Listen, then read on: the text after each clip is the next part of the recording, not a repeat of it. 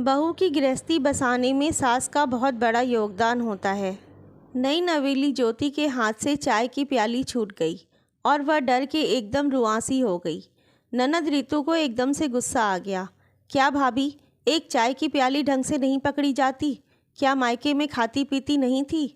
रितु, क्या तरीका है भाभी से बात करने का? अभी नई नई है, घबरा जाती है। जाओ बहू, तुम भी चाय नाश्ता कर लो, ज्योति की सास नीलम जी ने कहा। ज्योति को एक बात की बड़ी राहत थी कि उसकी सासू माँ उसको संभाल लेती। वह दुखी हो इससे पहले सासू माँ का हाथ उसके सिर पर आ जाता और वो प्यार से उसे संभाल लेती। ज्योति एक साधारण से परिवार से आई, एक अमीर घर की बहू बनके। जिस घर की वो बहू बनी, एक सोने के व्यापारी का अमीर शानो शौकत वाला घर था। इकलौता बेटा राहुल और 3 बहनें। हालांकि तीनों की शादी हो चुकी थी, पर एक ना एक मायके में बनी रहती। जब तक एक जाती दूसरी आ जाती, इस प्रकार आना जाना लगा रहता। अब तीनों नंदें अमीरी में पली बढ़ी तो थोड़ी ज़ुबान की तेज़ थीं। सासू माँ एकदम सीधी सादी। ज्योति की शादी को 1 महीना ही हुआ है।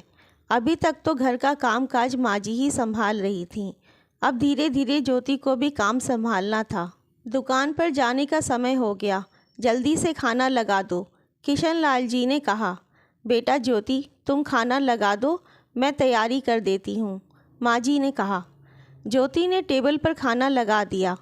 पिताजी ने खाना खाया और हाथ पोंछने के लिए तौलिया मांगा तो वहाँ कोई नज़र नहीं आया। पिताजी ज़ोर ज़ोर से चिल्लाने लगे। इतने में ज्योति ने तौलिया पिताजी के हाथ में रखा और अपनी ही साड़ी में उलझ कर गिर गई। ये क्या है, चलना भी नहीं आता? पिताजी ने कहा। अरे कोई बात नहीं, आप दुकान पर जाइए, मैं देख लेती हूँ, माँ जी ने कहा। ज्योति की आंखों से आंसू बहने लगे।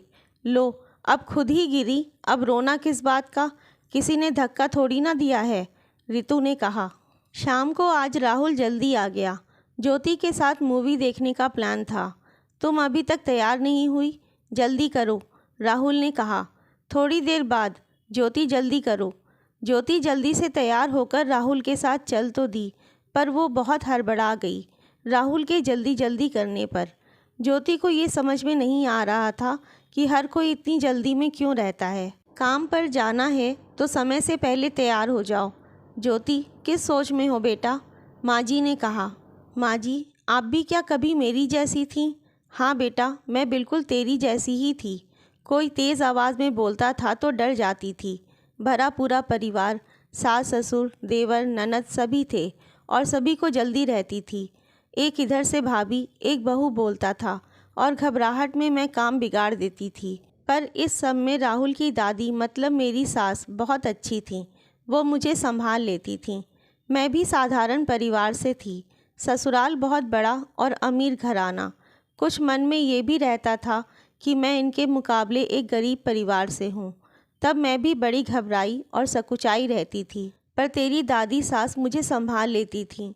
वहीं अपनी जैसी हालत आज तेरी देख रही हूँ तो मुझे अपने दिन याद आ जाते हैं। पर तेरी दादी सास की दी हुई शिक्षा याद रखती हूँ कि एक लड़की बड़ी उम्मीदों से डरी सहमी एक अनजान घर में प्रवेश करती है। अगर हम उसको थोड़ा सा भी संभाल लें तो समय आने पर वो भी पूरा परिवार और रिश्ते संभाल लेगी।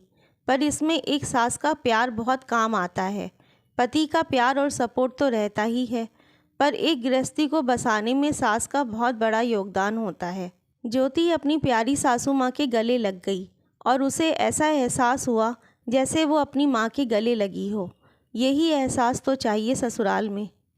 आपको ये कहानी अच्छी लगी हो तो लाइक और शेयर करें और चैनल पे नए हैं तो सब्सक्राइब करना ना भूलें। धन्यवाद।